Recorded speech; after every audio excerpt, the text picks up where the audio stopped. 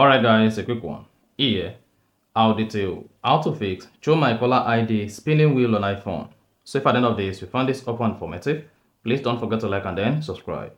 Now the first thing to do when you want to fix Show My Caller ID spinning wheel on iPhone is open the settings app, scroll down, locate and click on general.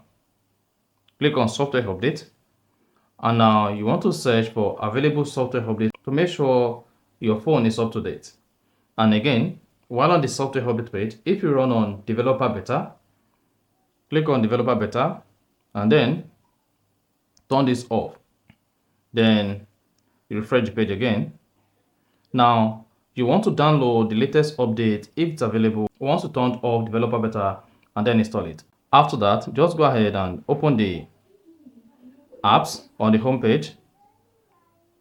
Scroll down and click on the phone app. So just keep scrolling. Locate and click on phone. Then scroll down the phone app page. Now go ahead and click on Show My Caller ID. Then you can still see the Show My Caller ID spinning wheel. This may be because you are still running on the developer beta version. So make sure you download the public beta. Then after that, what you want to do next is you want to force restart your iPhone. Press the volume down button once, then the volume up button once, and then press and hold the side button until your iPhone restarted.